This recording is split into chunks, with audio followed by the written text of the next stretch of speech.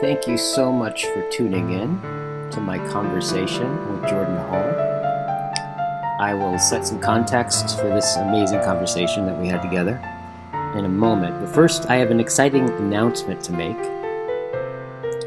John Vervaeke, Chris, and myself will be teaching the second Dialogos and Circling weekend.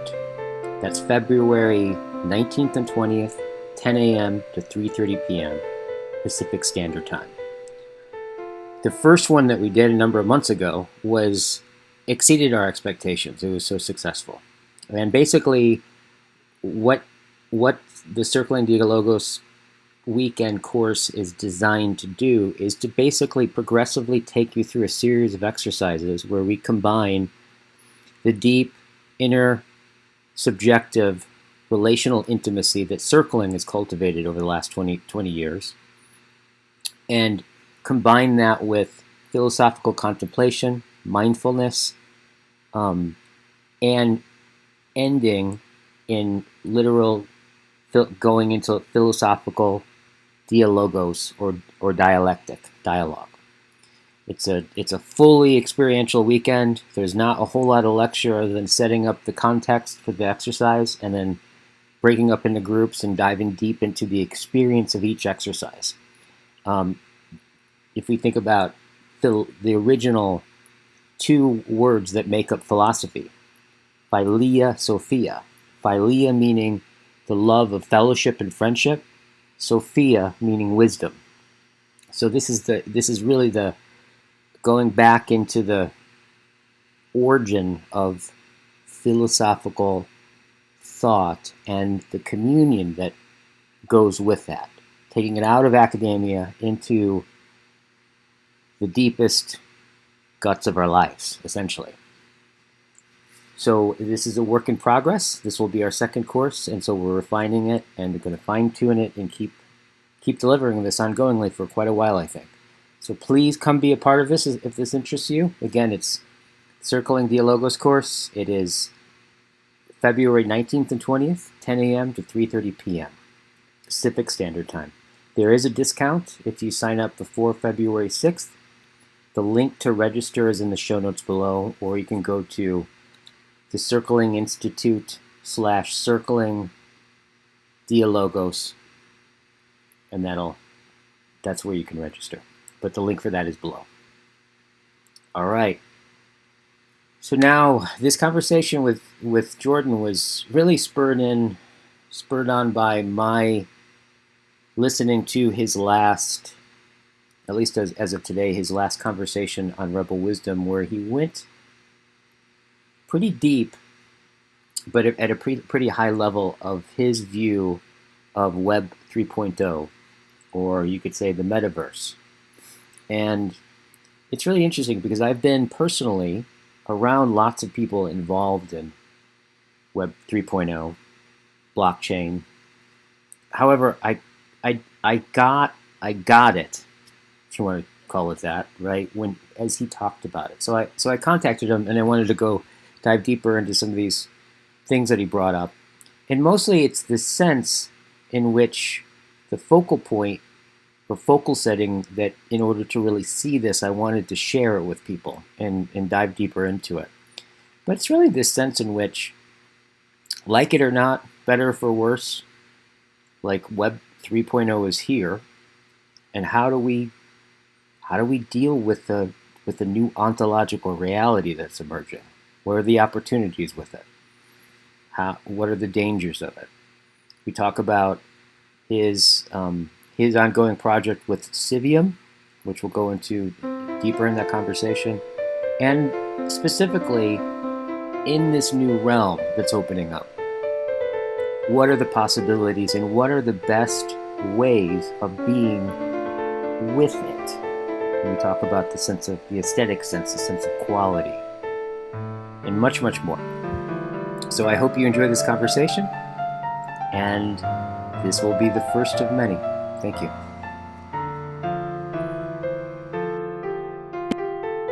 Okay, so we were just a little context. We were just launching and starting to talk about Civium, and how it gets started and what that takes and that kind of thing. Yeah, and this the lean, or the awareness that perhaps the most important question is who. Yeah. And the notion of this question of picking the right people, which has maybe a bit of a charged connotation, but the point I was just making was that there's at least two different selection things that are doing fundamental selection. One is the place. Yeah. And so the proposition, which I think is a very easy one for an indigenous perspective, is that the place has a fundamental role, perhaps a primary role in selecting the people. And so, to use the example of Kauai and kind of folk wisdom, like the actual just perspective of pretty much everybody, is that the island picks you and may in fact have pull you in and then spit you back out after a certain amount of time. Like, it is the primary decider in the nature of the relationship. Yeah. And you don't necessarily have to go that far, but the notion that the place has a very strong seat at the table is a very powerful selector. Right. And confusing for modern Westerners who kind of don't live in a place. Even if you live in a place, you really don't live in that place. Yeah. Yeah. And so the notion of, hey, what does it really mean to feel? Is this the right place for me? Yeah. And how do we build that competence back? Or not just be located somewhere. And if you think about it, like if you've got a notion that we're going to need to deal with the environment, for example. Mm-hmm. Well, to deal with the environment in anything but a theoretical fashion means taking care of. It means taking care of the place. Yeah. And of course, if you live in a place, the first responsibility is for you to take care of the place where you live, because most of the consequences of your actions, or many of the consequences of your actions, are going to be impacting the literal place you live. Mm-hmm. Caveat, of course, the distributed causation of capitalism creates a whole causal impact where me buying an object and having it here where I live is impacting all over the world. And I get that. I'm not ignorant of that fact. But to relearn how to just have what in Hawaiian would be called kuleana, how to have proper responsibility for the place, the land, and by the way, the water and the air and the life in the environment you're at, is, let's just say, fundamental. It's sine qua non, and remarkably novel for most modern people. Many people, I think, don't get how non-trivial it is. And that it actually is. It's like, becoming embodied for somebody who's been mental and disassociated. It's actually that kind of a thing and more. Yeah. But as you get there, one of the processes is, okay, how do I build a relationship with place? What is it? How do I notice that a particular quality of light changes the way my body feels? Do I notice that certain smells, certain tones or paces of life, like, wow, can I get that level of sensitivity at the physical level so my body is telling me what's going on with this place? Yeah, that's one selection, and that actually turns out to be a pretty powerful pruning rule, because it's very easy if let's just say, in a very simple fashion, let's say you've got a married couple. Actually, let's make it even more. You've got a married couple with a young child. That's an example that both of us can connect with. Yeah, totally. If one or more members of that group really just don't get along with a particular place, it ain't going to work. Yeah. And that's true, even more true in a community where the bonding at the individual level isn't as strong. Right? So you just have a bunch of people who are maybe unreasonably agitated often, and you're like, why? Like, oh, actually, I'm just in the wrong place. Okay, well, I guess that means you better go somewhere else, because you can't change that. Exactly. Or you shouldn't. Right? You shouldn't change that. Yeah. And it's so interesting, because as we think about place, I think a lot of people would think place, well, it's like, it's a location, but actually, no, it's not. The location is somewhere after that. There's a place for such that somebody can look at and point to and say it's located somewhere, right? There's something really gathering about a place. It's not obvious. We know what we mean when we say there's Chicago, when we say it's a place. On one level, we would know what we mean, but when you go, well, what is it that makes it that place exactly? It's not very reductive. Yet, it's like what you're talking about. If you don't get along with it, fundamentally, it's bigger than you. It'll outdetermine you in that order. Yeah. But it's not. Yep. It's place is a really a fascinating thing to look at what a place even is. It's a profound. Yeah. I would say it's maybe one of the more profound. So, Yeah. and I was noticing as you were describing Chicago, as a parent, if you're paying attention, which I suppose many people don't, the first time you explain or endeavor to explain to a child the notion of a map, like a Google Maps or a an old-fashioned paper map, you're sitting and you point to a piece of paper, right, which doesn't even vaguely resemble, doesn't even have the good nature to look like where you are, and say, "Oh, we're here." And your kid's like, "What are you talking about? We're not there." First of all, that's a piece of paper. We can't be there. That's not the kind of place we can be. Right. Second of all, we're here. Look around. Right. You can, and the recognition that your kid's actually vastly more right than you are, but you've forgotten that you're playing a very weird mind game to pretend that the map actually is the territory. Yeah. No, very simple pun intended. Yeah. So that's one, right? Uh-huh. And then the second one is this notion of the who. And it's actually a little more subtle, because maybe it's not a little more subtle. It has to do with the same notion of forgetting and losing certain distinctions that matter. But if I'm thinking about a particular civium, and I'm thinking about a particular place, and again, let's just use Kauai as an example, since that's where you're headed soon. Mm-hmm. What I want to say is, like, the who is the selection. So it's the reality of the plural as a being. Yeah. So it's not the sum of the parts. It's not like the point-wise distinctions or choices of each distinct individual. Like if I've got a group of 12 people, it's not a combinatorial of all 12 people's opinions about all 12 people where we sort of all raise our hands and have a vote on whether or not this is the right people. It's more like, is there a real who here?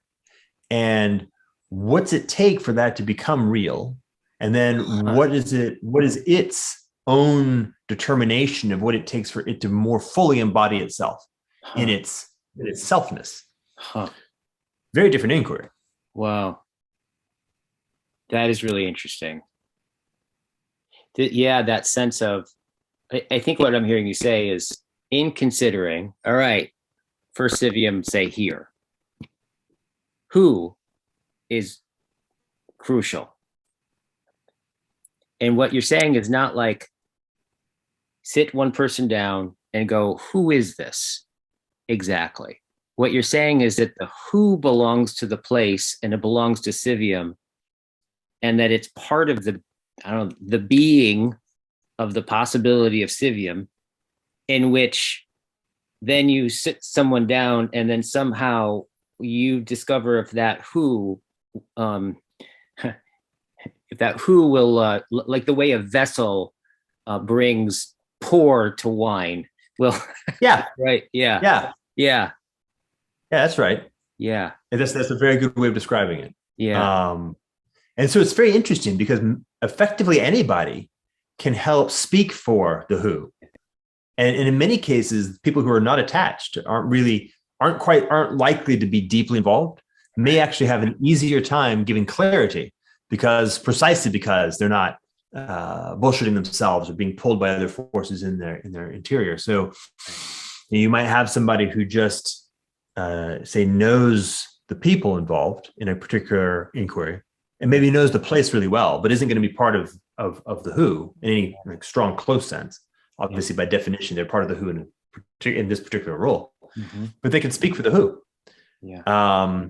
And this notion, like, by the way, I really love this, that at least one particular individual who I met in the context of Hawaii presented to me that framing of like stands for, in this case, speaks for water.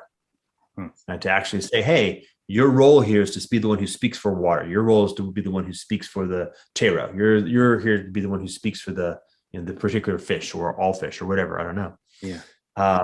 But that notion of being able to give voice to beings that have how do I say this? a proper role to play in Yeah. the wholeness that is participating, but may not be able to participate in the conversation unless one is there to give them proper voice. Yeah. Um, Yeah. so this place, the notion of place, which we've now said, oh, interesting, challenging question, Right. and this notion of who, interesting, challenging question. These are the two, in my experience thus far, primary selectors of what are the right people to be part of a particular, and now the word I use is civium, in a given particular context. Right. And then, of course, you've got the inquiry of right relationship. And this is this idea of like, maybe this Steve and Sally, yes, but not yet. Maybe in a year and a half. Yeah. And here's some sense of what the journey looks like in the meantime. Yeah. And of course, not a full sense. It's a very certain pieces are quite clear and certain pieces are extremely vague, and you just sort of do your best along with that. Try not to make big decisions in the vagueness. Try to be as foundational in the clarity, and move forward. Yeah. It's funny as you're talking about this, what's coming to mind is especially that sense in which when you said, there's the fish and the animals and the ecosystem. And although those things specifically don't have a mouth like ours and we can sit down and have a conversation, in some sense, when we sit down and we have a conversation, we're already dwelling in a place in which they speak. We have a kind of an obligation to speak through them, and perhaps you can't avoid speaking on behalf of them, given that they're part of what's constituting what is and isn't possible in that place. So I like this sense of, it's actually reminding me a lot. Chris and I are in the middle of reading through the Republic of Plato, and it's reminding me. Yeah, Chris Mastropietro. I always forget his. Mastropietro. Yeah, yes, Pietro. Yes. Nice. And it's interesting because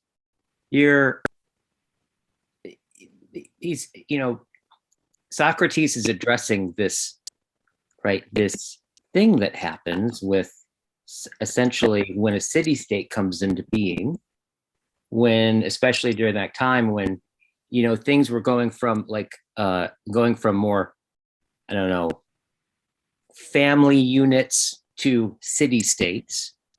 And he's saying like, well, obviously at some point you have to take account for, you need to protect it, right? And you get to a certain size and then you're like, well, we'll have people become specialized in protected. So you have an army, right?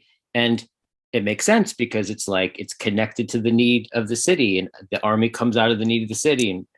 But then at some point, once you make an account and make a distinction and it becomes a something, if you will, like an army, then all of a sudden that army starts to have its own needs. And then it can actually hijack and take over the city, right? Yeah. And you can really get this dialogue, this dialectic going on in there where you're looking at like this ambiguity of logos, of how you take account for something.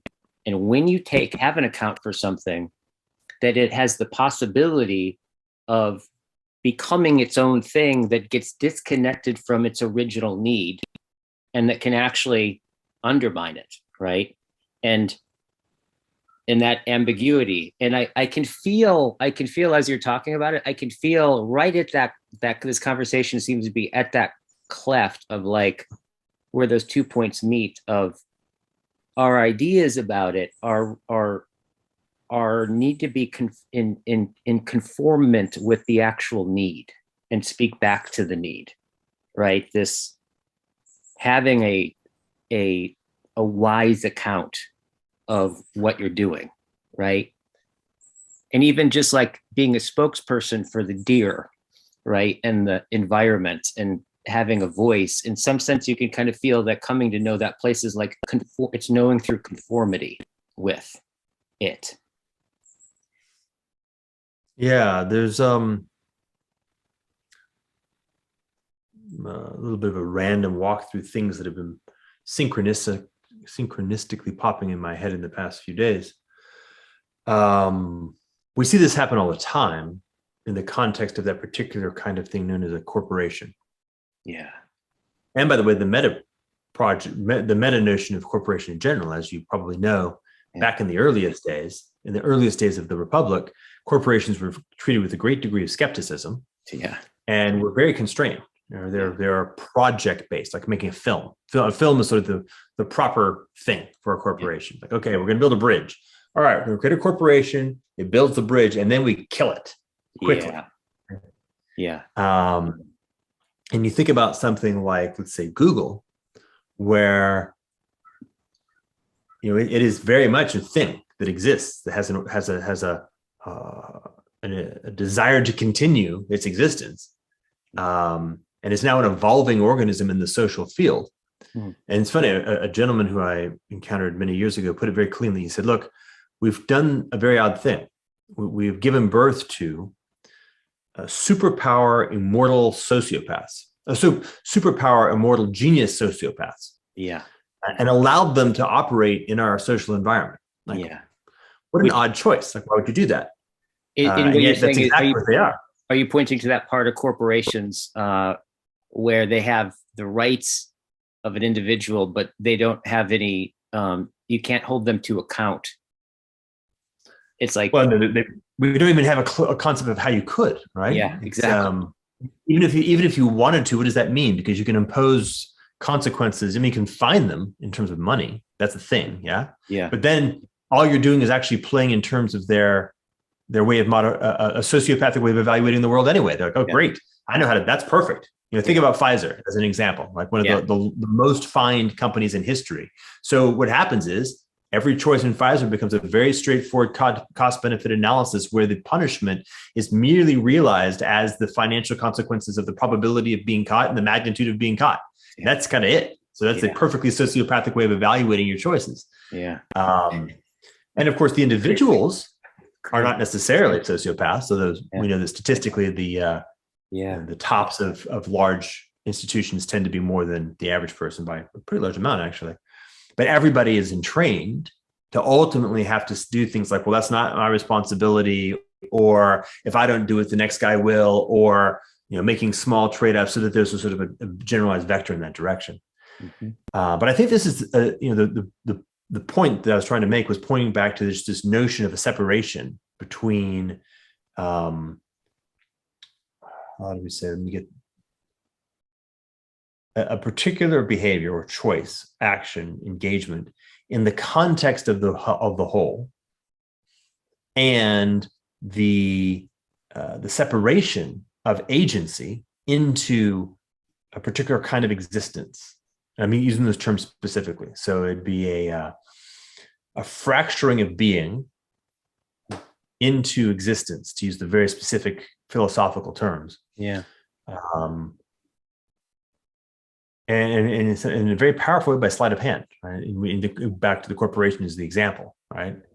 There's a proper being that's there, which is the raison, like the who that is called to a particular inquiry.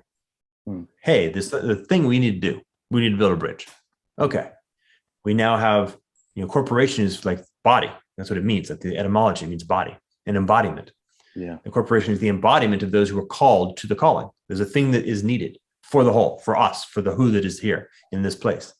Okay, who's called to that calling? Well, we are. All right, nice.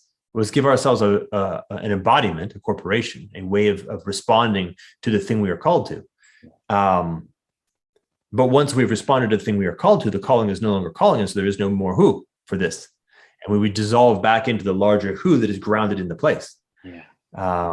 When you're a placeless people and you are,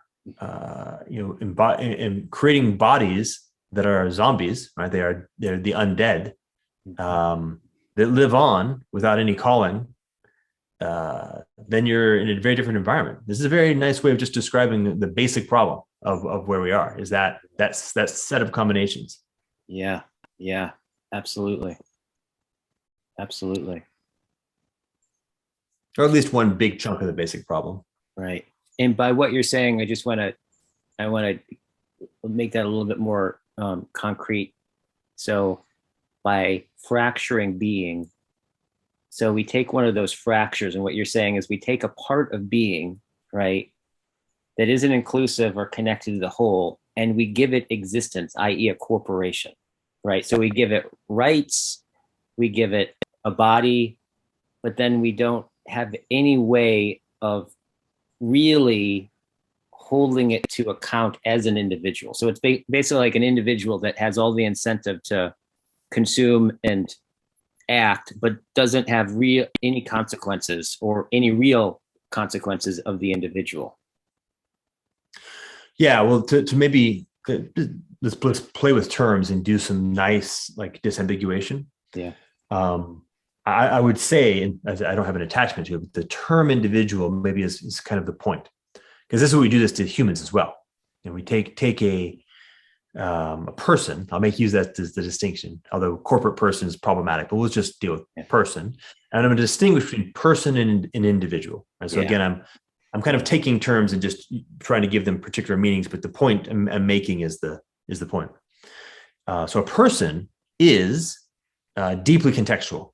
A person is deeply relational. You are the sum of the whole of your relations, which means that you are intrinsically an aspect of the whole and are acting in that way. Which doesn't mean that you aren't also singular. Now I make a distinction between singular and individual. Right? Individual is a messy thing in the middle. I have a person. A person is an aspect of the whole, and a person is singular. Right? These are both true, and these both can support each other very well. Like one cannot have a whole without singularities, and there are no singularities without wholes. Like these are deeply interconnected. Yeah. And we have this notion of individual, and an individual is this notion of identity. An individual are very well connected, and it's something like this double move, this mental move that has an imagination and then a reification. Nietzsche talked about this a lot, actually. Let's see. So an individual, to make a person into an individual is to imagine something, an identity, an ego, that is distinct, actually separate from the whole. Yeah. But you're trying to capture the essence of singularity, but you're not capturing it in its essence. You're capturing it in its simulation. It's a simulated singularity, and it's identified largely by its separateness. Yeah. And you can think as a human now, most modern humans are individuals. This is what this is what it means, what modernity means in a deep sense.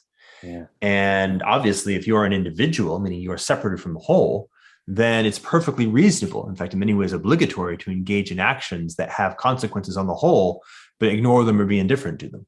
Yeah. Yeah. Whereas a person can't. Yeah. Yeah.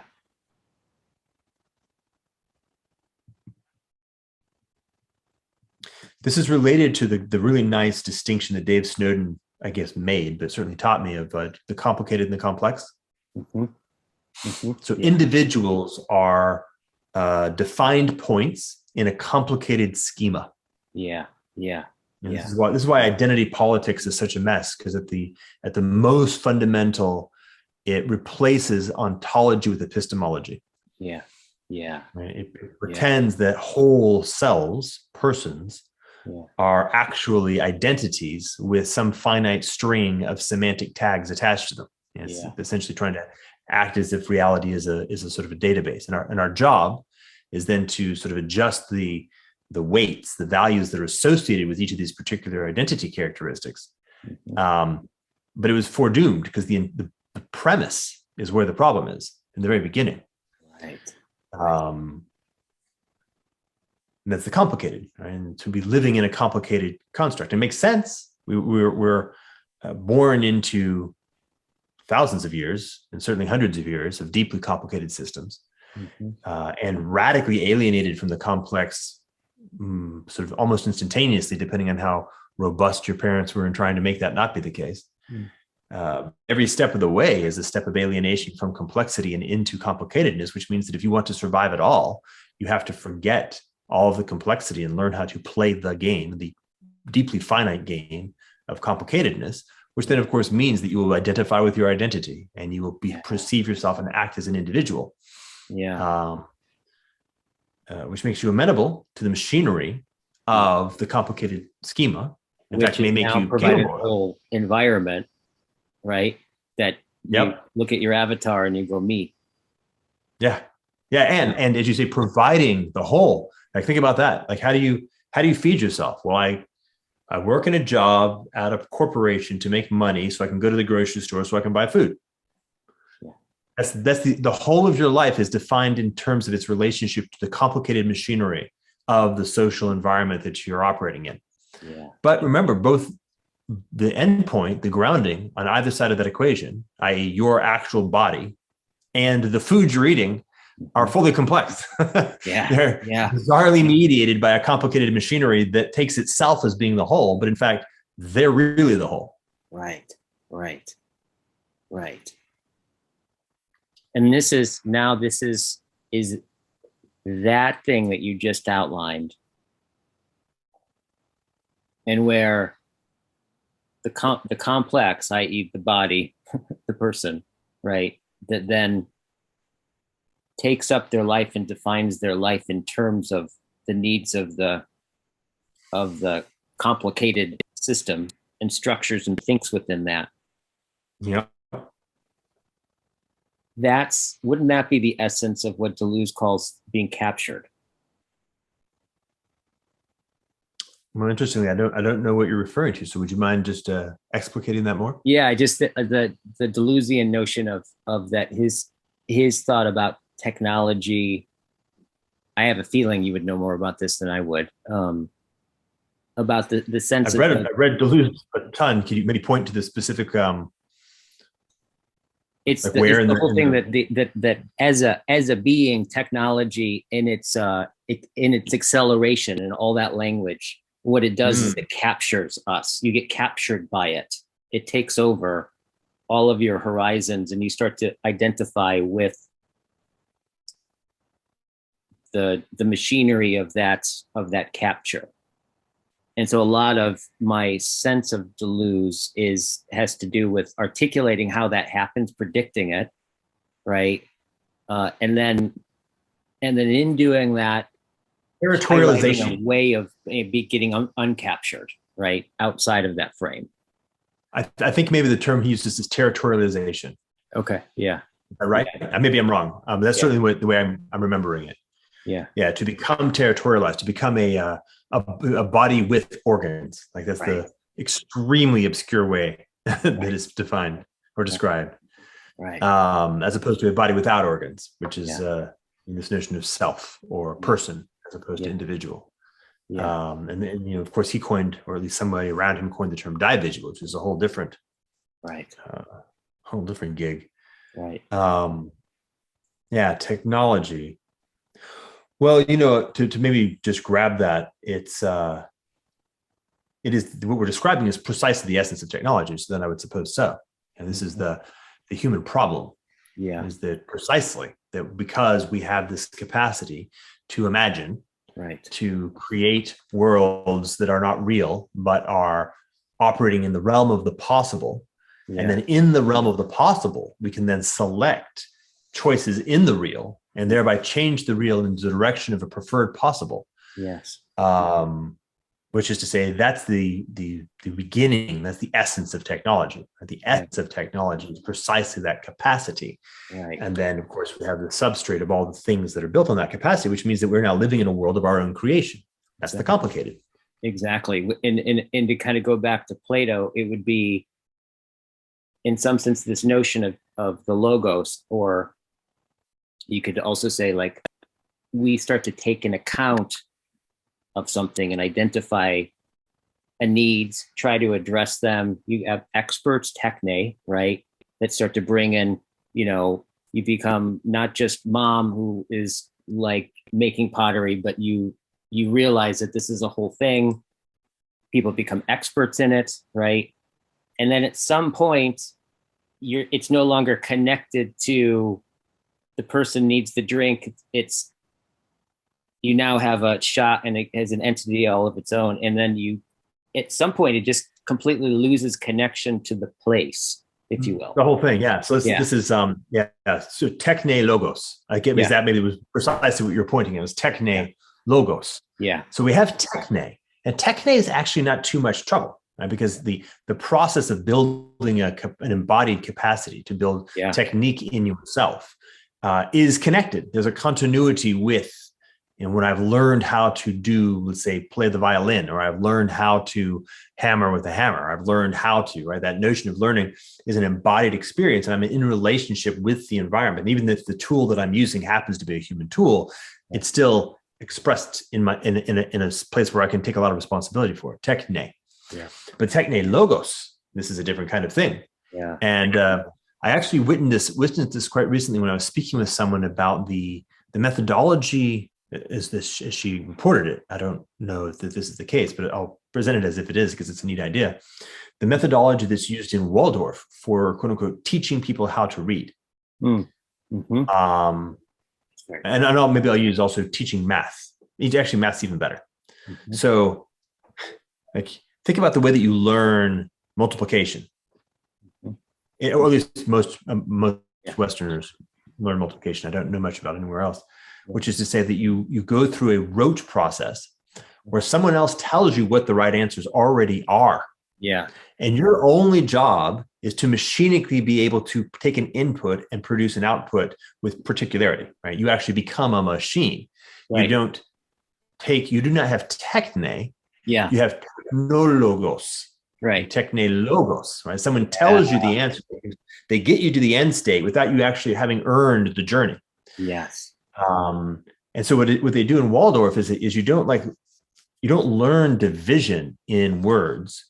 You take like a piece of clay and you tear it apart. You actually divide things in the embodied sense. You get the very deep concept, like you live the meaning of the sense of divide.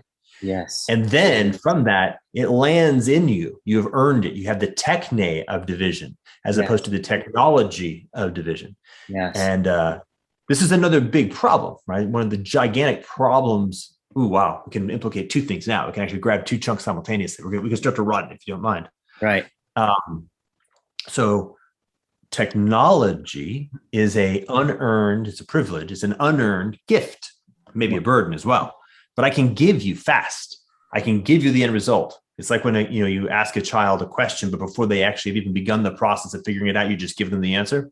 Or somebody else jumps in, like an older sibling jumps in and gives the answer. Yes. That's what technology can do, right? I know I don't have a clue how any of this shit works, actually. I mean, that's actually not true. I have a decent sense of how computers work, but you get the idea. Certainly couldn't build one. And yet here it is. I have access to the power without earning the responsibility. Right. That's one. And here's the second piece. And Machiavelli is the key man on this one. The devil's bargain, the game theoretic problem. Even if you are aware, and so I'll take Machiavelli's The Prince, which is really just a replay of Plato's Republic. He's doing the same thing. Mm-hmm. Yeah. Says, hey, here's the deal. Technology is a problem. And all princes know technology is a problem. Why? Because it breaks shit. Right? When you create a power that can be disseminated to people without the symmetric responsibility for that power, it's going to break shit. And it may break shit that you don't predict. In fact, it always will break shit you don't predict. So it creates chaos, and chaos is bad. And Prince's responsibility is to prevent chaos from consuming the hard-won stability that we may have carved out of the environment. Right. But here's the problem. If the guy down the street in the city over there embraces technology in a way that you don't, then in a generation or two, he'll kill you and take your place, take your stuff. Yeah. Right? Yeah. Yeah. And this is a fair telling of the story of history. Yeah. The guys who held a more careful relationship with the challenge of technology, right, were outcompeted by the guys who held a more reckless relationship with technology. Speak of the devil.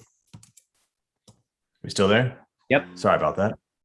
not only did I get a phone call on my phone that says scam likely, but because of the way Apple works, it also hijacked my computer and tries to force me to pay attention to something. The neighbor just turned on the weed blower. Hang on, let me close the window. There we go. Put this on. Don't bother me.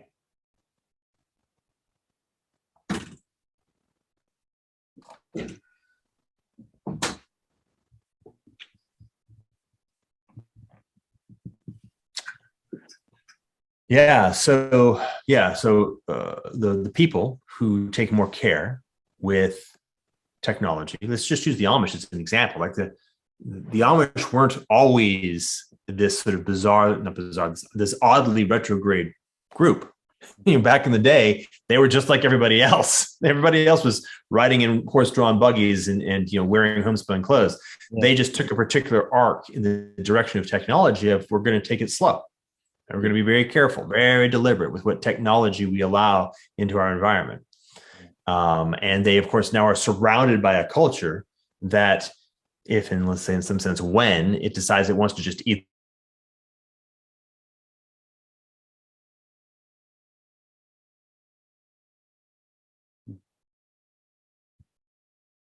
and then, but it says unstable again. Yeah. I wish I could tell whether it says Guy Sengstock red, like the red bars. Mm-hmm. I can't tell whether that's me or you, though. I have no way of knowing whether that's on my end or your end. It's probably me. Okay. I think it's me. If I'm red, it's probably me. What does it say under my name? Can you tell? Nothing's coming up. There's on the left side of my screen, it says Guy. Mm-hmm. And it has like the little this network connection symbol. And you have yellow bars. Okay. I think that's an indication. That's telling you about my internet, I think. Okay. Yeah, I don't know. Okay. And I'm actually enjoying, I know it's annoying if anybody happens to choose to watch this, but if you choose to watch this, I guess that's what you're getting yourself into. My phone interrupting, the leaf blower, the internet connection being poor, it's a very clear sign that either we're not competent or the technological infrastructure to which we have become unconsciously dependent is not as robust as we might want it to be. Right. Yeah. And so then I'll just sort of add my coda to the end of that story. Right. If we go Plato, Machiavelli, me, the problem with this whole thing is that that race of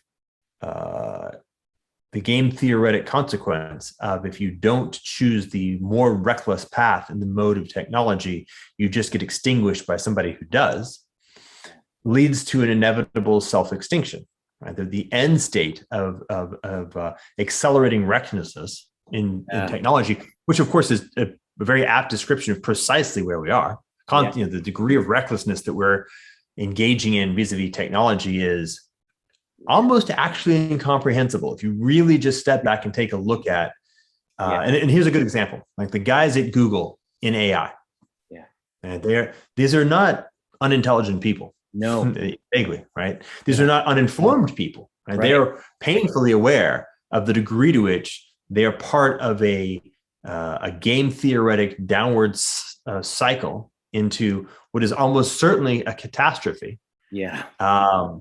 But they haven't got any way out because the logic's very strong, right? Well, if I don't do it, then these other two guys will do it, and they're worse. At least I'm not a bad guy. At least I vaguely once kind of pretended not to do evil. The other guys are very abjectly. They actually have "do evil" on their t-shirts. Exactly. And if you say, "Well, wait, but your path still ends to catastrophe, right?" Yeah. So what you're saying is it's sort of a kinder, gentler catastrophe? Yeah, more or less. And that's it. Like that's the best you get. Yeah. So we can put that code at the end, right? It's like, hey, sitting here now, Plato and Machiavelli and us going, hey, gosh, you're right. We've got a problem. This technology thing, it's a real trick. Yeah. And we're sort of now at the end of the clock. Yeah. Hey, thanks, Plato, and probably unnamed people well in advance of Plato. You saw it. Right. This has not been unseen. I'm sure it's been seen many, many times. And we haven't solved the problem. We're at an hour. The clock is striking midnight on the end of this story. We kind of better figure it out, or not. I suppose you could be very Yeah. from the point of view of who's that are places that are much larger than us, they'd be like, oh well, guess that didn't work out. But from the point of the hue of humanity, we have a very clean in this, in the generations that are alive now, it gets figured out or it don't. Right. It's funny is you're talking about the people at Google. I know a bunch of the people high up at Google, and they're some of the most smartest, but also attuned. Like, you don't get that high up without having, like, emotionally really intelligent, all those things. And what's interesting about this is that think about the layers of technocracy. To be a moral agent, right, let's say, in a meeting running that company, within that structure, to be moral is to make decisions that ultimately are these catastrophes, right? Mm-hmm. And this is one of the things that I also have some friends that have a tendency towards conspiracy theories. And I always say to them, I'm like, you know what? I actually think it's scarier than that. I think that you're actually identifying like some perpetrations and things going on. But here's the thing, is that you're saying that there's a someone that's doing that and making decisions to do that. Maybe a small percentage of the time that's true, but I think it's scarier than that. There's no one in particular, right? It is the layers of systems, right? With no bad guy responsible for it behind it. That's much scarier than any bad guy, right? In a big way. Yeah, the way I've really become comfortable with articulating this, and it's funny, I sort of saw this many times more than a decade ago, but I wasn't familiar with the term egregore. And frankly, I'm probably using the term in a way that's a little bit of my own personal flavor. I'm not sure that I'm using it in the way that other people use it, and I, to be honest, don't care. Sorry if that's confusing. Right. But the name and let's use Mammon. Yeah. There's another one that they've named Moloch, and another one which I'm not sure is popularly named, but we'll go with Leviathan, which I think is quite a nice one. And these refer to the notion of particular kinds of call it dynamics. You say the system, but they're characteristics. So Mammon. Yeah. Mammon is something like the cultural logic of money, simply put. Yeah. But we can treat it as kind of having its own identity in the language we were speaking about earlier, in the way that Google has an identity and Mammon has an identity. Yeah. And it has to do with a very simple thing, which is the affordances. You and I have this language, right? The possibilities that are available to choices, just for simple people. Yeah. In a culture that has money, are different than the affordances in a culture that doesn't have money. Money, particularly money once it's become moved from ledger into some kind of token, some kind of object. And by the way, the more abstract the object, the more true this is. For example, just very simply, gives a much higher affordance to the behavior of hoarding than not. This is kind of the point of something like gold. That if I try to hoard fish, they don't last that long. It doesn't do me a whole lot of good to keep 1,000 people's worth of fish. I can dry fish, try to hoard that, but that's the point. I can hoard grain for a while. I can't really hoard cows in a certain way. But gold, the whole point of gold is it's really, really, really good for hoarding. Yeah, it doesn't go away. It lasts forever. It's super dense. So within a relatively small building, I can keep the reflected wealth of 1 million people in a relatively small building. Nice, I can do that. By the way, it also increases the affordance of stealing, precisely because its affordance of hoarding is high, the affordance of stealing is high. Well, that means then that the choice landscape of individuals, because the affordances in the culture are different, the choice landscape is also different. The selective function of choices has also shifted. Right? So let's say, for example, I'm in a culture that doesn't have money. just the probabilistic likelihood that I will choose to try to hoard is less. And the consequences of that choice is also less for the same reason.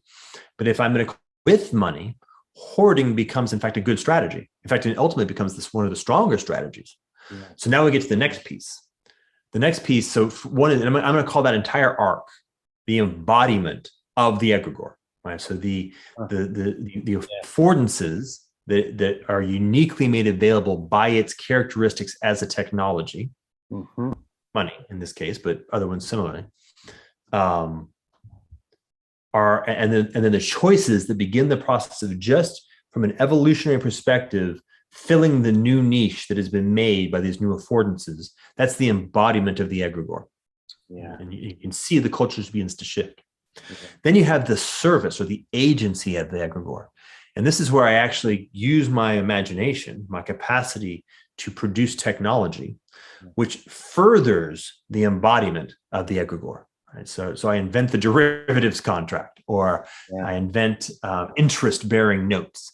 And so I've taken money and I've expanded the technology field in a way that furthers the embodiment of the egregore. And the presencing of mammon is now more and more determining the choice landscape of my culture.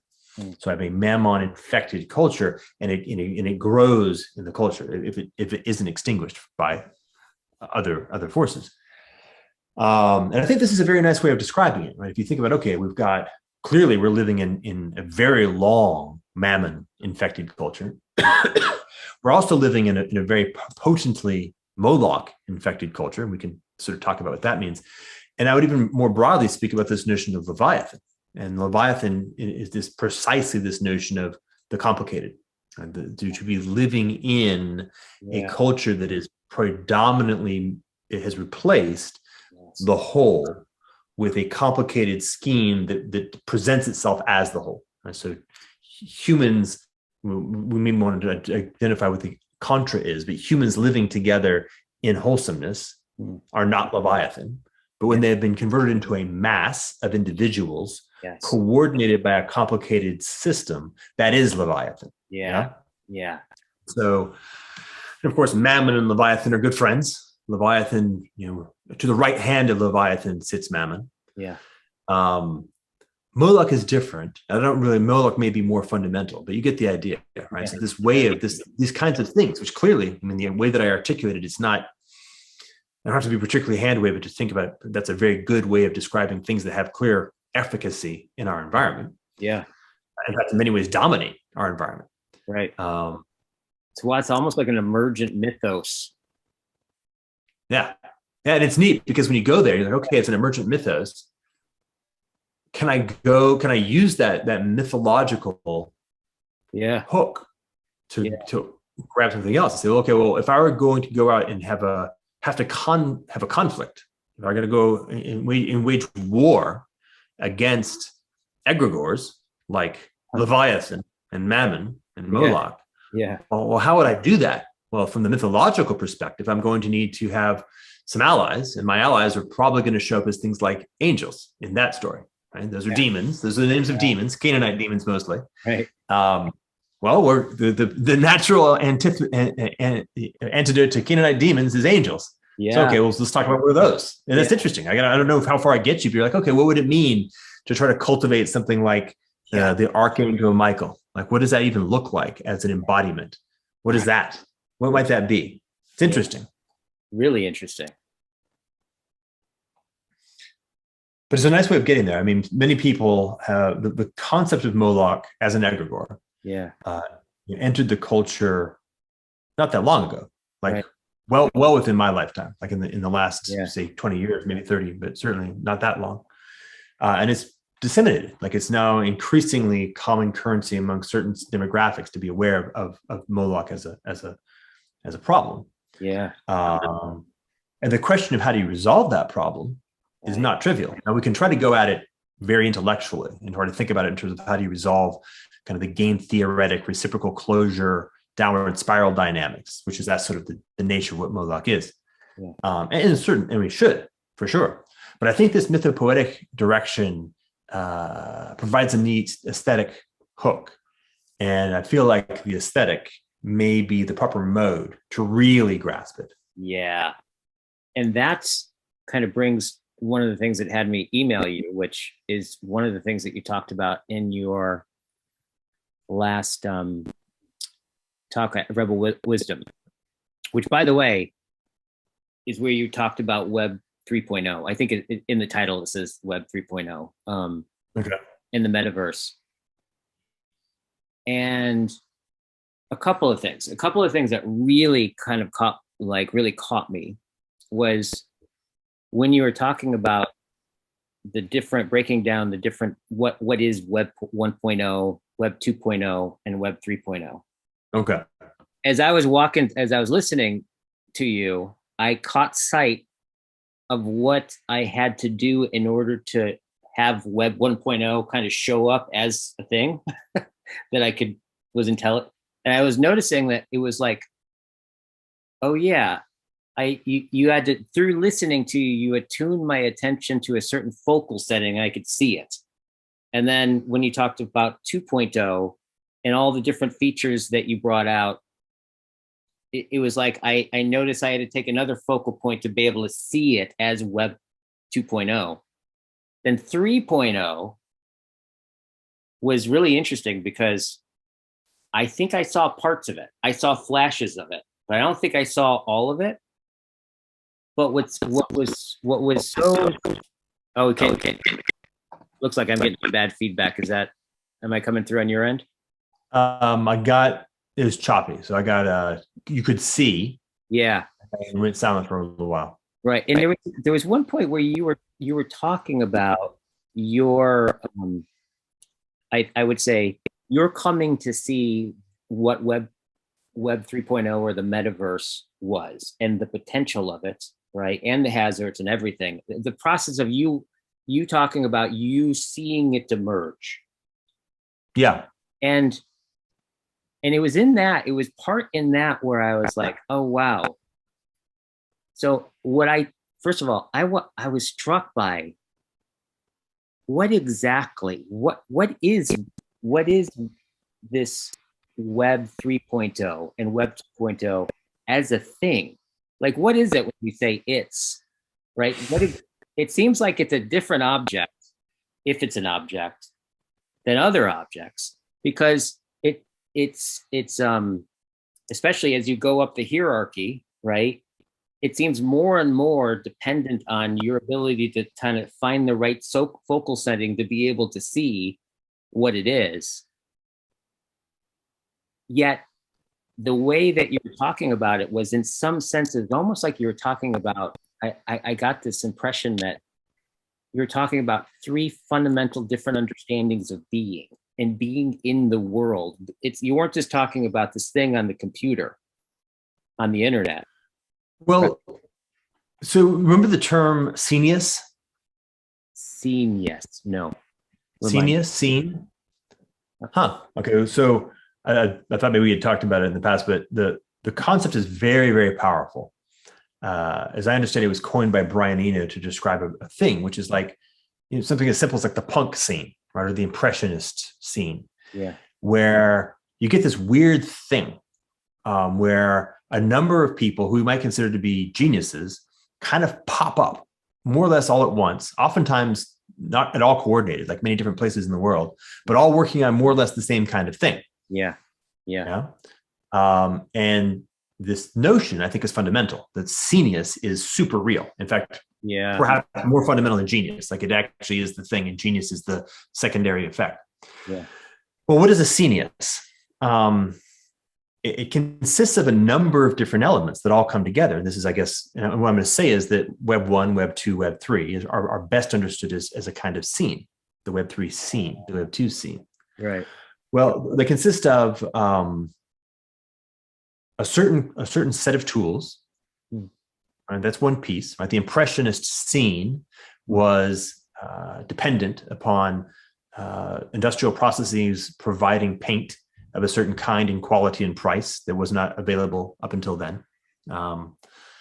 They depend on a certain cultural moment where there are certain kinds of inquiries and questions and problems that have reached a point of ripeness and of intensity of interest and value. And the punk rock scene was driven by a felt sense of a need to become authentic and to rebel against the artifice of the previous moment.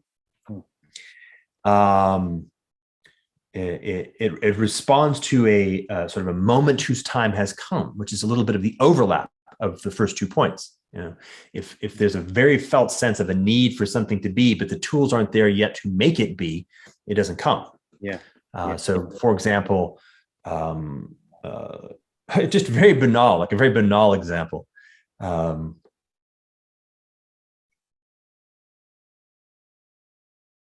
We've been wanting to get rid of the problem. It's not been mysterious that spam is a problem in email. It's been well known. And we've been kind of hacking away at it with large centralized entities. And think about one of the reasons why we all ended up flocking to places like Hotmail and eventually Gmail was because large centralized entities could solve problems in email that we couldn't otherwise deal with as individuals. Most notably, one of the most important of which was spam. Right? They could build AI algorithms and all kinds of crap. But this technology of the blockchain was in fact one of its origin stories. One of the reasons why it was invented in the very first place, conceptualized, was as a categorical way of solving the problem of spam. I can explain that to you if you'd like, but just for the moment, let's just take that as being the point. So the tool exists. Now, until the tool exists, we were hacking away at the problem of spam, but we wouldn't really respond to it. By the way, remember, I can't preface this as an extremely banal example, but it brings to the foreground some of the points. We're now at a moment where the tools of blockchain and all the other elements around that are now quite mature and increasingly ubiquitous. And so the prospect of at long last extinguishing spam as a problem is quite available. So part of the Web3 scene is the tools, in this case, blockchain, being mature and robust. And we understand, and lots of engineers know how to use like the techne. The tools and the techne have a certain level of robustness and maturity. And the mindset is also hitting a certain level. Now, let me go further into the notion of the mindset, because it plays as you said, like it plays a very profound role. The cultural milieu, the way that we go about even culturing now, post Web 2, and Web 2 produced the current cultural milieu. The notion of memes arose in the context of social media. The qualities of how we engage in conversation, how we actually constitute concepts and develop our minds is happening in the context of Web 2. It already happened. It did its thing, but it gave rise to a new kind of mind, a new kind of potential polity. Right. And of course, a whole universe of new problems, but also a new felt sense of what kinds of problems are relevant and meaningful. And a whole new set of tools. And now a whole new set of technique and techniques, which are learning how to deploy tools in new ways. And so Web3 is that scene, right? It is the scene of an awareness of the new possibilities that are now present, the new ways that give rise to answers that we could not even imagine previously because the cultural field just wasn't what it is now. The new tools that allow us to respond to them in particular ways, the new techne that enables us to actually effectively develop and bring those tools together in new particular ways. And there's these things that happen. What are they called? Wicked problems. You're familiar with this term? A wicked problem? The term, yeah. So a good notion of a wicked problem, and I think somebody else actually called it like a problem that isn't a problem, is to say it's actually a problem that cannot be fully articulated nor plausibly resolved within a particular frame or context. Okay. The point is that kind of problem, when you have shifted to a frame or context that can actually inquire into it properly, it unravels itself rather rapidly. So when dealing with a wicked problem, if you just try to hammer at it within the scene that you're operating in which it emerged and was discovered as a wicked problem, you're not going to get there. But if you are able to slide into a new scene, which you maybe can't because it may not be available yet, then it turns out that you can unravel that problem relatively easily. Again, the problem of spam being a very, very banal example. But here's the thing. In the context of Web3, for example, there's these things called DAOs, perfectly named, by the way. Okay. The original name, DAO. What's the name? DAO? D-O-W? DAO. D-A-O. DAO. DAO. Okay. DAO. And it stands for Decentralized Autonomous Organization.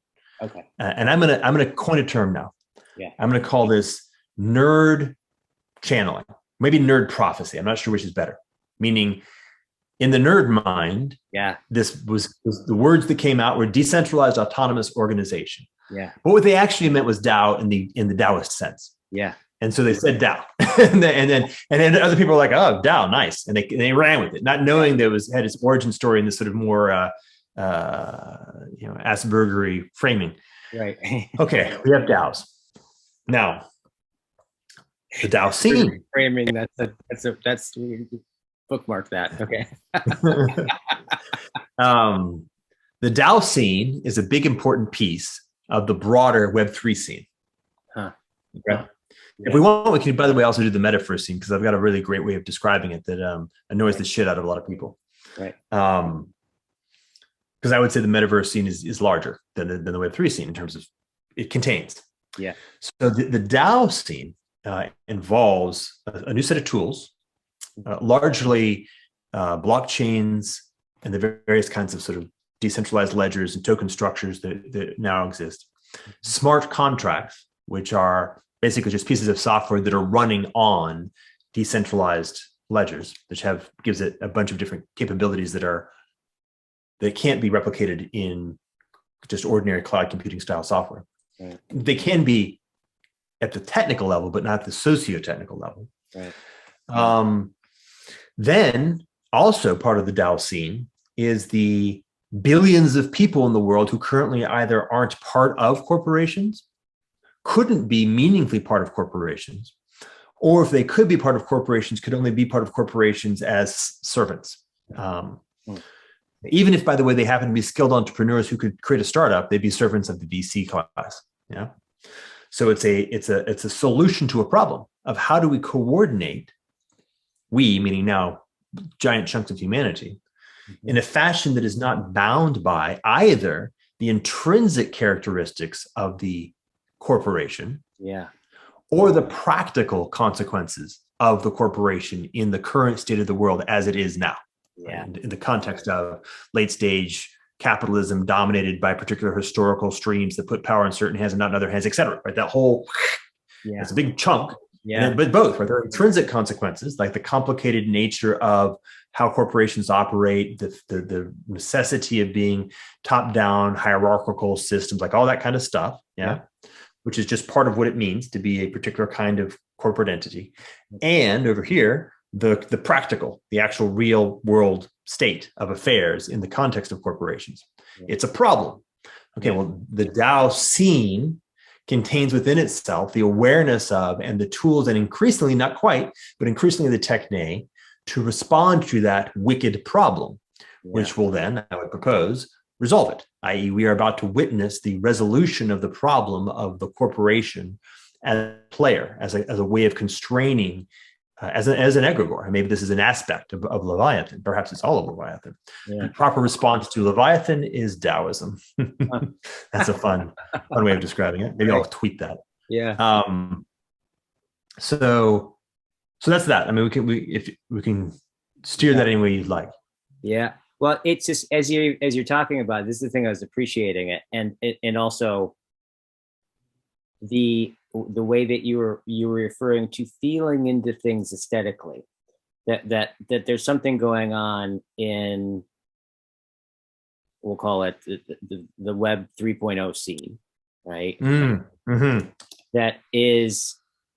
That's a different. The best way to feel your way through it is literally to feel your way through it in terms of qualities. And so I'm getting that sense in the way that it's unfolding in front of me in your language as we're talking about it, and I'm hearing that. Super yes. So and just to kind of hit on that, when we talked about the notion of mindset, and techne, this is, I think, is a big part of the Web3 scene, right? It is the like the self-guided, the aesthetic sense, vibes, becoming more and more, how would I say, self-aware, and more self-confident. So it's a vibe is the aesthetic sense, noticing, hey, I actually am the one to guide us through these choice landscapes. And so I better get good at it. And I am getting good at it. That's neat. Let me do more. And I'm more abruptly saying, hey, guess what?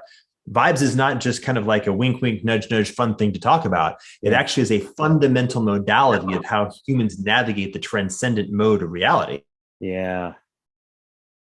And we can actually become masterful. And it's only by becoming masterful that we can truly navigate this entire field of possibility, which is the way to respond to Leviathan, for example. So yeah, massively. So both the mindset, hey, vibes, and then the techne. Yeah. All right, well, how do I vibe? How do I vibe with this? How do I use this aesthetic sense to actually navigate this kind of the world in general and this particular milieu, the scene in particular? Because there's just so many, just the thing that you talked about, that little piece that you pulled out about the ledger and the decentralized, and it will solve the problem that can't be named right now, can't even be named from within this frame, right? That whole, just that sense of things, I really get what you're talking about.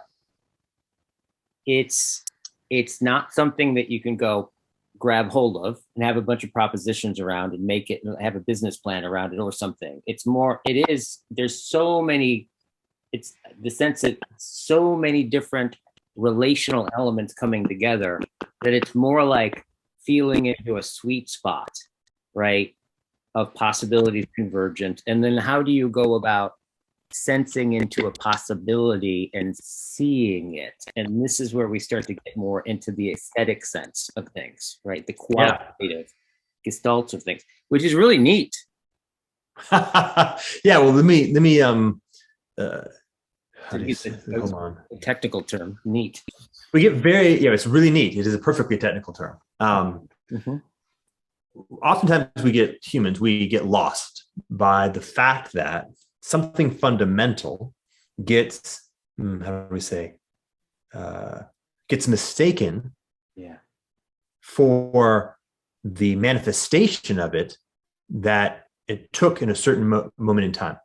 And here, for example, the notion of art uses aesthetic sense. Right? So when I say the word art or artist, most people see probably a 19th century image, maybe an early 20th century image. Right? You're probably seeing something like Monet or Picasso or maybe Michelangelo. Right? There's a particular, when I say what is art? Well, okay, there's a finite list of things, and they live in museums. Well, what's art? Well, it lives in museums. No, N-O, no, not. There was a point in time where that was art, and to be sure, it continues to be art. I'm not saying that, but it's vaguely not even close to the whole of art. Right? The whole of art is the deployment of techne by means of the aesthetic sense. The whole of art. And that means that when we say to become artists, we're speaking to, say, Web3 engineers. Like, can I wield the instruments of, say, Solidity contracts as an artist, not as an engineer? Right? This is just two different ways of doing it. There's a perfectly good, and I don't want to get rid of or shit on the engineers. That's a thing, but we do that really well already. That's the thing. But the same instrument can be wielded as and by an artist, using to say in an aesthetic modality. And that's what is needful in this moment, is to say, hey, to become an artist does not mean to pick up a paintbrush and start painting. That's not the thing. And we may need to learn from people who do that what it means, how to practice art in new media. But the idea, like I remember in the explosion of the latter part of the 20th century of different forms of art, right? The real exploration of, I'm a performance artist. Well, what do? I stand perfectly still in a street corner doing nothing. That's my medium is, dressing up like a homeless person. Right? That's my medium. I'm an artist, that thing, right? I'd actually like to valorize that, but a little bit less sillily, by allowing that essence to go back into deployment. Like let's put it back into the battle. You're an artist, and your medium is Solidity contracts. You're an artist, and your medium is incentive landscapes using token structures. Yes. Right. And just that shift of understanding is, I think, what I'm talking about, what I really appreciated in that conversation about, to see these things that are happening, right? All of this innovation and what it's reaching for, what it's pointing to. It really is, and it was funny because I was listening to the questions that they were asking you, and in some sense they were very simplistic questions that you had to basically take and parse out, and because you couldn't make direct comparisons to the logic of like Web 2.0 to 3, you couldn't just like glop it over on the 3.0. You actually had to kind of go in and set the frame into a different way of seeing and thinking that had its own logic to even address the question, which that question showed itself as not a real question in that place, right? Right. And there's something about that sense of this different place or perspective that this requires you to see, that seems to be evoke a lot more subtlety of cognition, like we're talking about, but are the most, in some sense, like you're talking about, is like one of our like few chances to basically get out alive in a practical way. Oh, looks like you froze a little bit. I'll wait for you to come back on.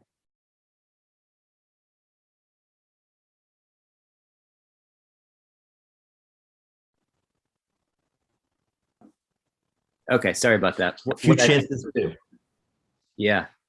So just this, these things coming together in a big way, that I was really just appreciating, right? And there was another thing that's, I think, very connected to this, that really, it struck me in a much deeper way. Is it looked like during, like, as you're having the conversation, it looked like it dawned on you in some deeper way. I don't think it was the first time it dawned on you about, yeah, we just didn't have any mentors when you started with all this. In fact, there hasn't been any mentors, right? And it looked like it just kind of hit you in a deep way, and you proposed in the conversation what a mentor may be in the metaverse and stepping into developing this, right? And it's funny. It's funny. I was like, oh yeah, that makes a lot of sense. In fact, you and I have talked a lot about like the missing sense of this embodied way of being mentored is so rare, right? Yeah. It's almost gone. But then afterwards, I think I was talking to my wife afterwards about it, and all of a sudden it just kind of struck me, and I'd never quite seen it quite like this. All of the people and the positions that have wield the most influence and power literally are the young people. Like it's and I was like, whoa, this is a complete inversion to what it was just not even that long ago, right? Where Mark Zuckerberg is making decisions, right? And he's a good example of this because he looks about 13 always, right? That the people who are out in front of the innovation and are creating companies around this, right, are just like you were talking about. There's no history that's binding them there. There's no tradition in some sense. It's just a matter of it's funny. It was so interesting to watch, actually, speaking of Zuckerberg, watching him at Congress, right? Getting reamed or getting schooled. And at one level, it looks like, oh, Zuckerberg's getting caught and he's the fool. But actually, like, who got shown as the fool were the Congress, the people who were like scolding him because it was so clear that they had no idea what the world was he was in to even be able to school them. It's like the government in that sense were shown as like way behind the curve. Yeah. And I was thinking about this, like, wow, we are now in a position where the people of the most influence and who have the most power and competence are precisely not the old people, not the elders in age. And I, Sure. Yeah. I mean, that was sort of baked in. That was fait accompli. yeah, When you entered into the think about that just from the point of view of like culture, because that happened in culture a generation ago, and yeah, the potency, the power for creating culture was handed off, yeah, largely innovated by the silent generation, of right, which say Bob Dylan is a member, and then handed off to the boomers when that was created. Right, so our right, whole cultural production apparatus was actually handed off to the younger people yeah, in the 60s and 70s. And we live in the consequences of that. right, And then when we entered into the phase of technology had the rate of change of technology had hit a point where the wavefront was just to be in technology itself. yeah, More or less the same thing, right? The yeah, elders stepped one step back and took the role of being financiers. yeah, They played the role of being king makers, yeah, but they handed the role of being kings to the particular kinds of characters who happen to be uniquely capable of performing that work, which happens to be usually relatively young men, relatively Asperger's-y young men, yeah, actually. yeah, Um, and so there you go, right? And that ended up being the division of labor. And so now, as it turns out, your Elon Musk and your Larry Page and your Mark Zuckerberg, um, yeah, even your Jeff Bezos, yeah, are all kind of that typology. And Bill yeah, Gates, even, and he's older, but he's still of that same ilk. And it's totally. funny, like when you think about Bill Gates, I think it's hard to truly empathize with what the interiority of Bill Gates must be. I'll just say must, because you remember his story, right? He dropped out of Harvard Yep. young, let's say freshman, sophomore year, something like that. Went through what I'm sure was quite a profound developmental arc for a few years when he was still connected to reality in some meaningful fashion. Mhm. But then he became Bill Gates, right? At a young age, like certainly by the time he was 40. Yeah, And I've experienced this a little bit, and I've witnessed it a lot, which is when you become a name, and in particular become a name associated with substantial wealth, right, you are rapidly surrounded by a reality distortion field, like the courtiers that would surround a king yeah, and stand in between the king and the kingdom. yeah, Everybody around you cannot help but be fully incentivized to do nothing but feed you your own bullshit, right? yeah, Because their personal incentive landscape is so completely determined by your whim that's yeah, steering your interiority. And so you remember when President Bush, George Herbert Walker Bush, like went to the grocery store, didn't know what a credit card was? yeah, yeah, yeah, Just like back in the 80s. You yes, just can imagine what fraction of reality Bill Gates has no awareness of at all. Like yeah, just none. yeah, Right? He reads books. Books are nice because books aren't written for him, so he can buy them and get access to somebody's thought. But even when he pulls the author in to have an audience with him, yeah, he's not getting the straight story. It's impossible. right, So you've got these two factors. Like one is a certain typology, yeah, for lack of better words, and his particular typology has probably had not a whole lot of feedback to force him to develop past the constraints of that typology. In fact, in many ways, every aspect of his life has told him be more Bill Gatesy, because that's clearly what success, how you succeed. You're succeeding on an uninterrupted winning streak since you were like 19 on the basis of being this particular kind of identity. right, Obviously do more of that. It's right, kind of trapped in his persona. right, So yeah, that's all. I think that's all quite right, and super bad news, because that mindset, both in all aspects, and the lack of let's just say wisdom in relationship to power.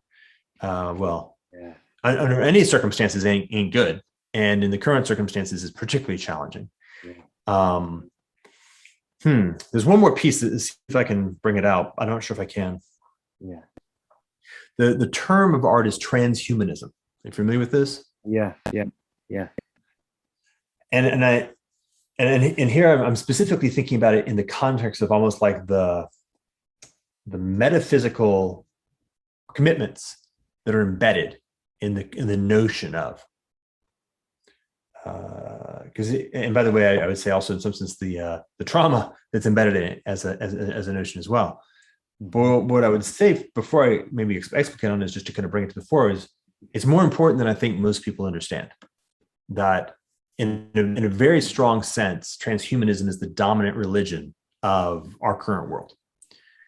And it's very, very connected to this Virilio Loisian accelerating pace, like the recklessness of technology. Yeah. The point at which you have moved from willfully choosing to be reckless to recklessness being so much the nature of the beast that we don't even notice that reckless is what we are. Yeah.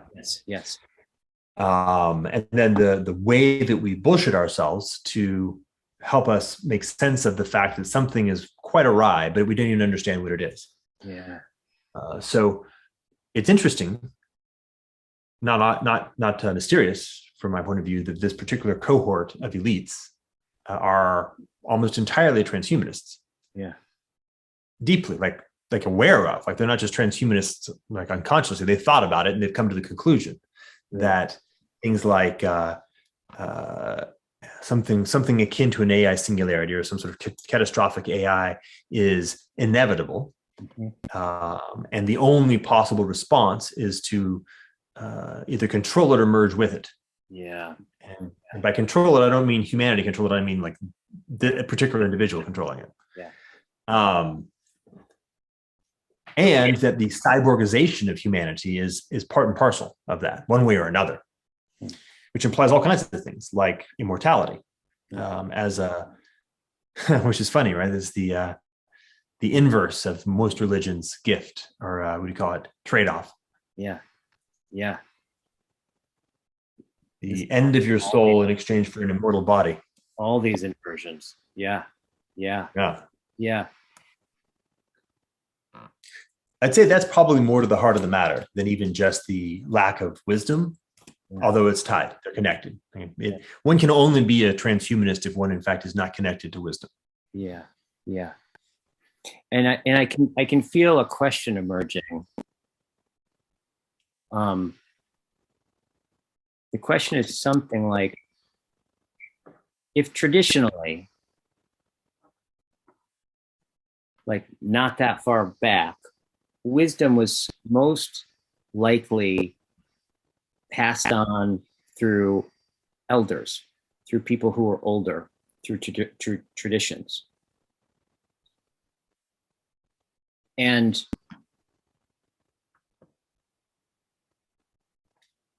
that wisdom was, that process was the process that informed whoever was supposed to be at the top of the hierarchy, let's say.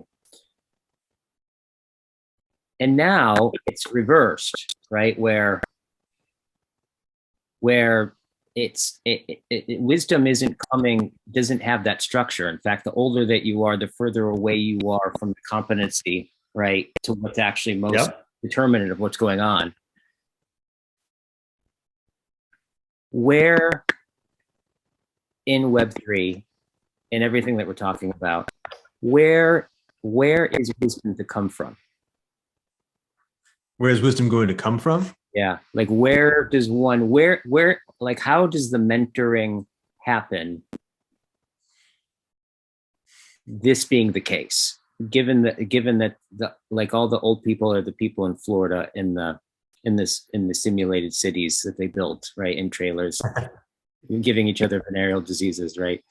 I think it's this.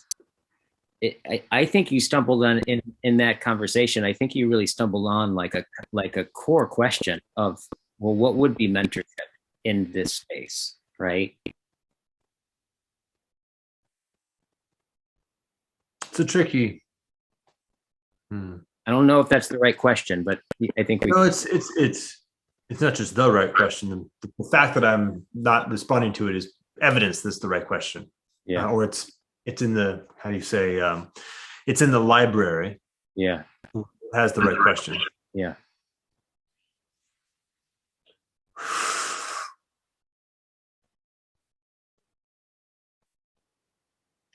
All right. So mentorship. Gosh, let me see. So the thing that's coming up is the notion is something like transmutation. Techne, or maybe meta. God, I hate that, but maybe that's the only move we can make. One can be sort of a mentor in the context of techne easily enough. Yeah. You've accomplished a certain level of techne and you teach. Yeah. And this is true, by the way, of ordinary techne, like how to use a saw, and also things like psychotechnologies. Yeah. Yeah. Now, when we run into a circumstance where the rate of change is such that a given techne is no longer valid, meaning a particular individual who, say, for example, was truly accomplished at assembly programming, may not be able to convey much to somebody who's trying to work with Solidity, because they're just different. They're different enough that it's actually not shareable expertise, shareable competence. Yeah.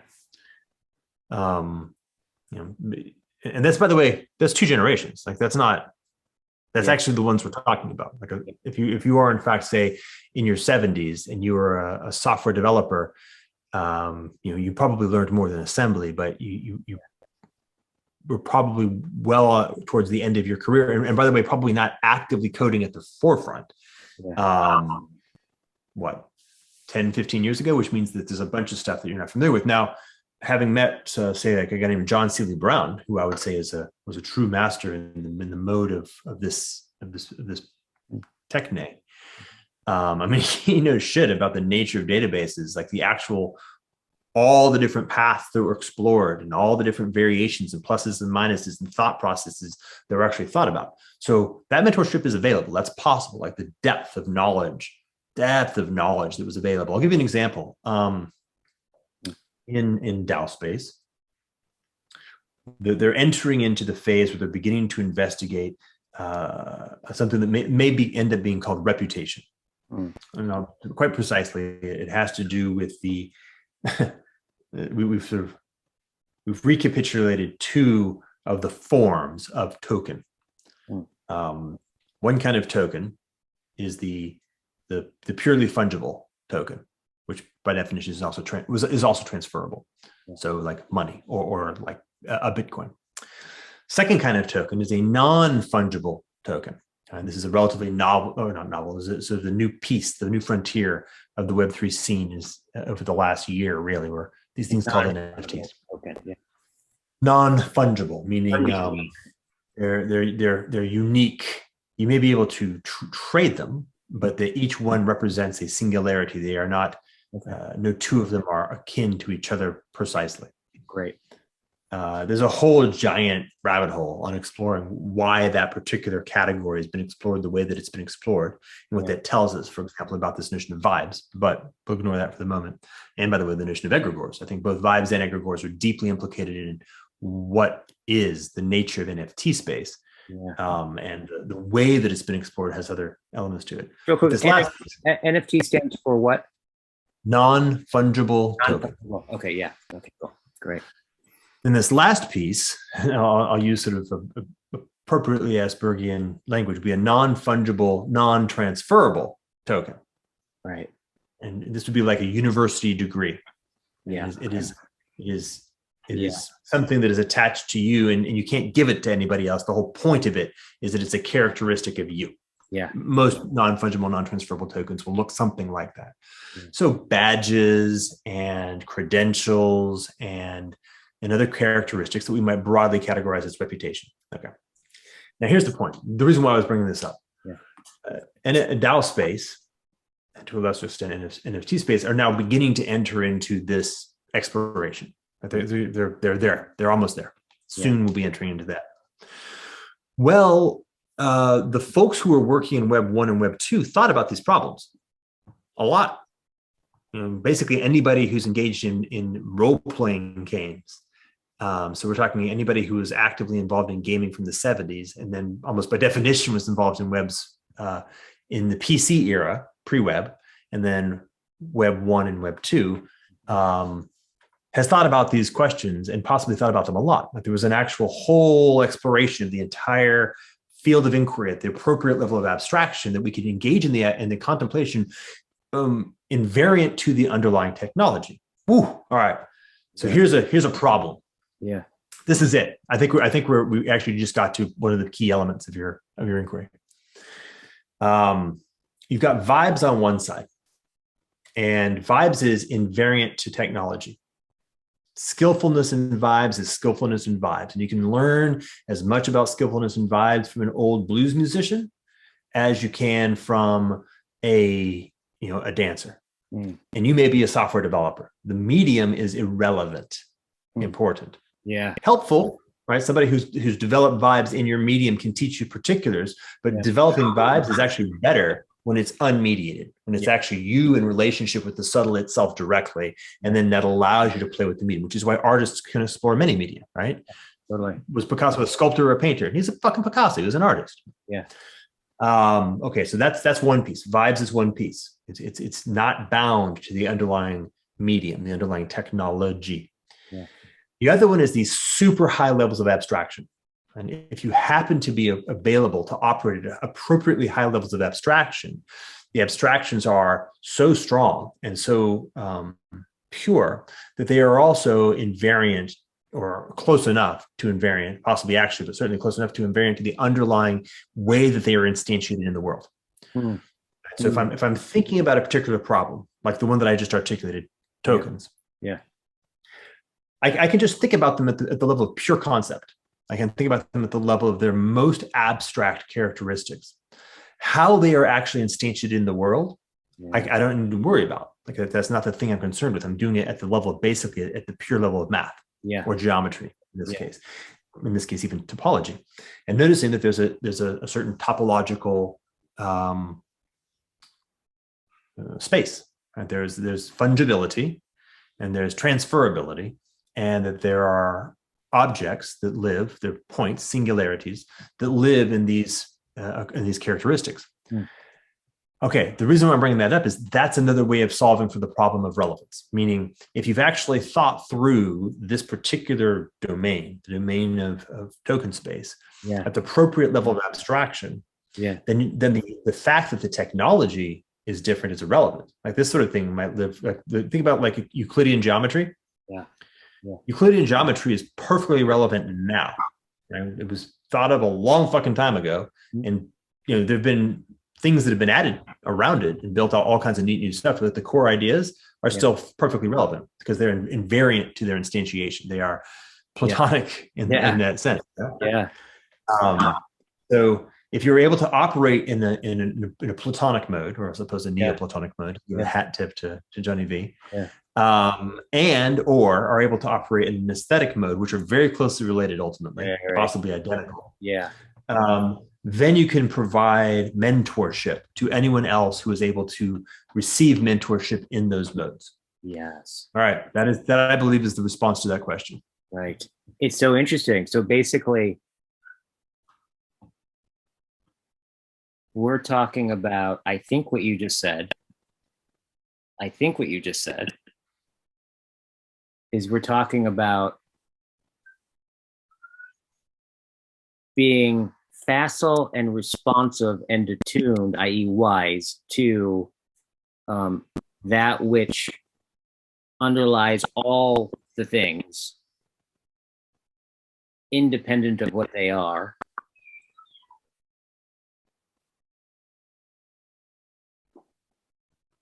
And so that would be the mentor, is the mentorship. And what's interesting about this too is, so I'm going to go lead, I'm getting ready to go fly out. I'm ready to go fly out and lead a meditation retreat for a group of AI safety people who are, that's all they do is kind of travel around the world and think about AI safety. Talk about high abstract levels of those guys are they don't, what the level that the level of which they're concerned is interesting, because if we say AI and the concerns about AI are the culminating point of what side this goes on and embodies and articulates the the top level. It's what's striking to me about when you start thinking about things like AI and AI safety is you end up back in these very, very early, like deeply fundamental philosophical questions that have been there forever, right? But now we're in a time where those questions are completely concretely relevant, right? Whereas before they were connected to the whole, like all that kind of thing. But it wasn't like our life depends on like having an answer to this question or getting clear about what this question is. Now it seems like that we are, right? Massively. Yeah, and it just feels like that there's some kind of like I felt like a connection between that fact, right, which is part of what makes this so interesting to me, right, and what you just said about what would be a mentor at this time, or what would they be? What would that connotate? It seems like those two. I can see the connection between those two things that are striking. Yeah, you did it. You did a great move there. So thank you. By the way, dramatically regrounded and expanded the thing that I was putting out there, which I think is without it would not have been appropriate. Yeah. So two things that come up. One is the aha moment I had there was this is in some sense quite simple. This let's call it modality of wisdom, of which and then mentorship is just distinct from the modality of teaching. Yeah. And that's and just to make the distinction, I'm going to say that teaching has to do with conveying knowledge, which is very akin to the notion of technologia that we were using to describe earlier. Yeah. And wisdom is different, right? It's conveying, supporting the development of competence in living. Yeah. Participation. Reconnecting to wholeness. Yeah. Noticing that the context is there. And this is kind of the thing, right? If you're talking to people who are sort of like AI researchers, mm-hmm. and you've lived, you're like, well, yeah, and you're also a parent, or not, but maybe mm-hmm. You're also a human who's mortal. Right? Yeah. You also we were born to parents. That much I'm pretty confident of. Yeah. And this is actually all super relevant. Like compartmentalizing it and trying to take the identity structure of being an AI researcher and thinking, and by the way, this is the point, this is the wisdom point, and thinking that you can even at all vaguely do that responsibly, decontextualize from all these other aspects of yourself is the error. Yeah. Right. That's the Moloch, right? That's these egregores of individual being separate. You can't, none of it. And you don't want to. Yeah. Right. Really think about. Yeah. Right. Here's the thing. You are a singular, you're a singularity. Right? You're an embodied soul, unique in all possible universes, for a very finite, very brief period of time on this planet, in this world, in this realm. Right? That's it. That's the beginning and end of the whole story. You are definitely not an AI researcher, whatever it happens to be. Now, what does that mean in terms of how you make your choices in life? Yeah. All right, let's do that. Like let's start from the realization of connectedness. Yeah. Start from the remembering of the fact, the already primordial fact of connectedness. Yeah. And then from that primordial place, can we begin to make choices from that location of always already having been completely connected? Right. And of course, a singularity.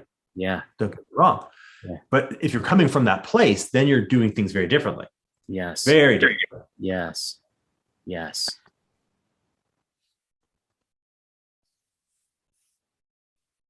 Mm-hmm.